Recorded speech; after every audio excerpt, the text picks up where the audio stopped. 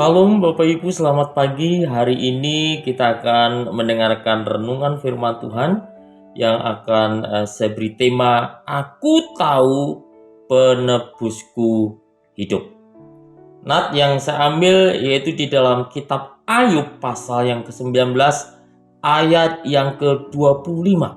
Demikianlah bunyinya, tetapi aku tahu penebusku hidup, dan akhirnya ia akan bangkit di atas debu. Apa artinya?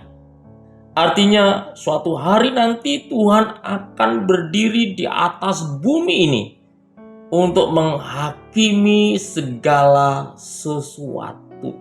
Bapak Ibu, pengetahuan yang diutarakan oleh Ayub ini melukiskan pengharapan yang mempersatukan kekekalan dengan kesementaraan.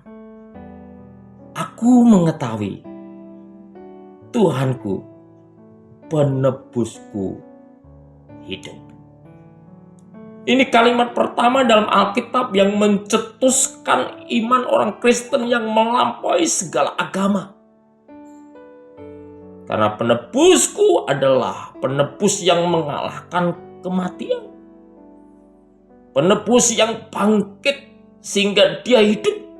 Sehingga suatu saat nanti ketika dunia ini kiamat, dia akan berdiri di atas muka bumi ini.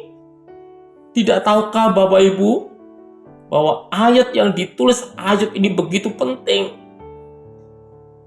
Kristus belum menjadi manusia. Kristus belum datang ke dalam dunia. Belum mengalahkan pencobaan, belum dipakukan di atas kayu salib, belum dikuburkan, belum dibangkitkan pula dari antara orang mati. Tuhan memberikan pewahyuan. Tuhan menginspirasikan kebenaran firman Allah, sehingga Ayub dapat melihat dengan iman akan wahyu yang diberikan Tuhan di dalam hatinya.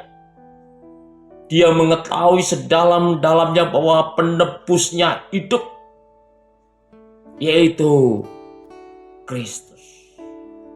Di dalam kitab suci kita akan melihat hal yang paling tidak masuk akal atau yang paling tidak bisa kita mengerti adalah peristiwa yang terjadi di dalam hidup Ayub. Ke-10 anaknya mati dalam satu hari. Harta benda dirampas dan semua yang dimilikinya itu lenyap dari hidupnya. Bukan saja demikian, istrinya mulai meninggalkannya. Tidak ada contoh yang lebih mengerikan, tidak ada malapetaka yang lebih besar yang bisa kita bayangkan dari peristiwa yang terjadi pada diri hambanya yang bernama Ayub. Mengapa Tuhan mengizinkan semuanya ini terjadi dalam kehidupan Ayub? Jawabannya bukan dari spekulasi, kepintaran, kepandaian manusia, melainkan dari firman Allah, dari kitab suci, bahwa Allah belum pernah berbuat salah.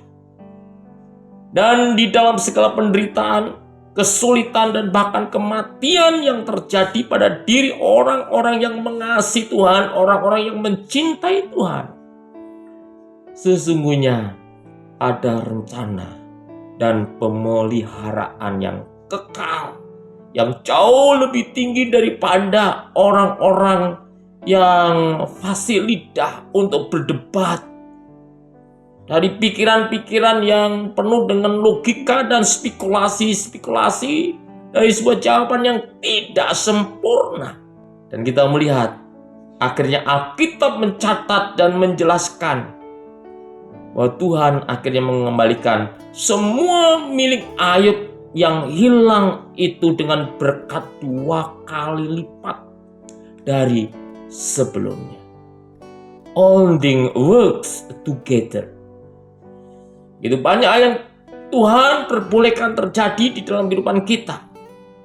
Pada waktu kita mungkin tidak mengerti, jangan kita bersungut-sungut atau melawan Tuhan atau marah kepada Tuhan.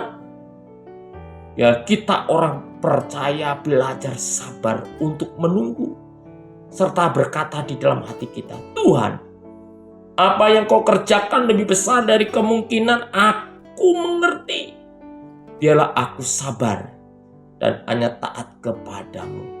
Karena segala sesuatu yang berada di bawah pengaturan Tuhan akan menjadi baik dan indah jika motivasi kita itu sungguh-sungguh mengasihi Tuhan.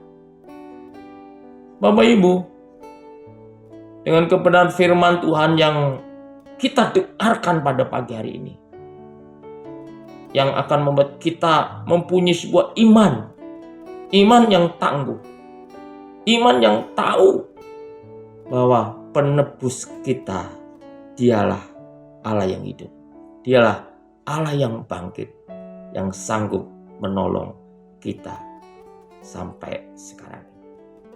Amin. Mari kita berdoa. Bapa di surga, terima kasih buat kebenaran firman-Mu. Tanamkan dan meteraikan kebenaran firman-Mu dalam hidup kami, sehingga iman kami boleh bertumbuh kokoh kuat di dalam Engkau. Terima kasih Tuhan. Dalam nama Tuhan Yesus kami berdoa dan mengucap syukur. Amin. Amin.